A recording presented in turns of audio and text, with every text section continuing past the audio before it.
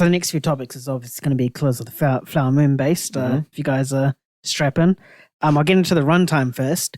So the runtime for this film so far, and probably it's going to stay that way after this reception, is 3 hours and 26 minutes.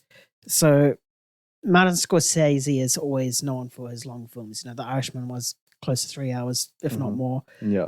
Was it 4 hours? I have no idea. Nah, I think it was very close to this. I think it was like over 3.5 though. It was very long. Wolf of Wall Street, that's another long one as well, pushing 3 hours. This will make it in almost 3.5 hours. He released a runtime and then he made a comment. His comments are, I say to the audience, if there is an audience for this kind of thing, make a commitment. Your life might be enriched. This is a different kind of picture. I really think it is.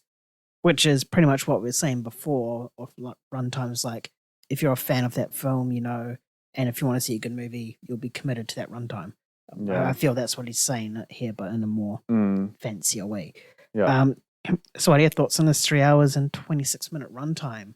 Does that deviate your hype a bit for it, or are you just still the same?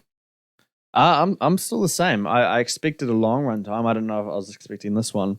I think anything over the 3 hour mark, I look at it, I'm like, whoa, that's very, very long. But, you know, he's done Silence. That was 2 hours and 41 minutes. Wolf of Wall Street, as you said, 3 hours. I think Irishman was 3 hours and 29 minutes. So, you know, like, it's for any Martin Scorsese movie, he's not scared to really push the audience in terms of its runtimes. And what he's saying here is it's absolutely correct. And, you know, beyond just Scorsese projects, it's with any movie that exceeds that 3 hour mark. I mean, I don't want to have the conversation of MCU in a conversation with Scorsese stuff, but Endgame, you're obviously committed to that. I mean, you enjoy that experience despite the length. You even Avatar: The Way of Water, you're committed to that and you enjoy the length of it because the movie has something to say. There's a reason for it being that length. And, you know, I think with this movie, I think it's just going to be so in touch with Martin Scorsese's vision. You know, I don't think there's going to be any back and forth to studios and arguing it. I think Apple TV, they're going to bow down and be like, do whatever you want, man. Like, honestly, this is all yours. So for a director of Scorsese's caliber to create a movie like this, and similar to the way Irishman was, and I know Netflix gave him a lot of leeway with that, and budgeting as well.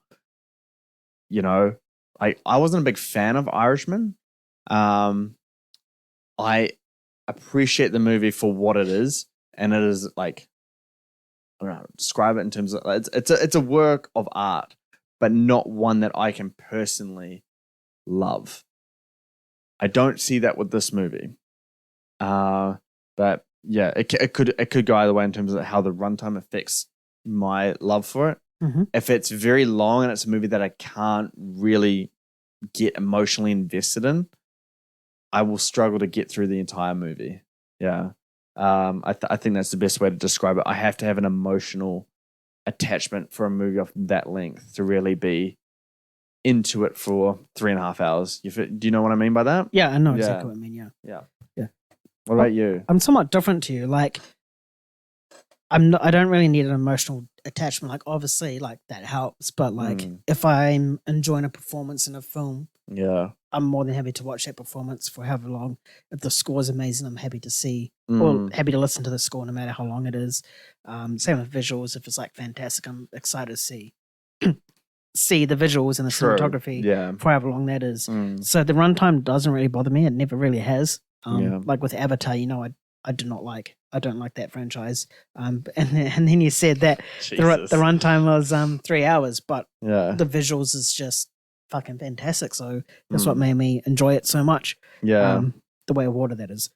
They're both good visually. Yeah, no, but I'm talking about like my comment about how I'm not a fan, and I think the first one's quite long as well. Not 3 hours though. 2 hours and 45 or something like that. But I mean, you say that, and it reminded me of, you know, John Wick 4 that came out, and that's like 2 hours and 50 minutes.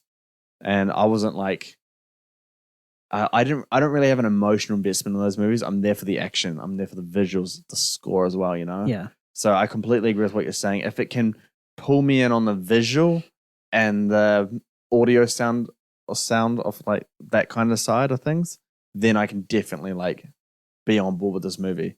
Yeah. But if it's not getting me on those levels and I can't emotionally, it's not emotionally resonating with me, I'm going to struggle to get through it. Yeah. But overall, like, I know Scorsese, and yeah, I never worry at all that I won't be invested in this at all. I'm gonna love it. Yeah, yeah. Me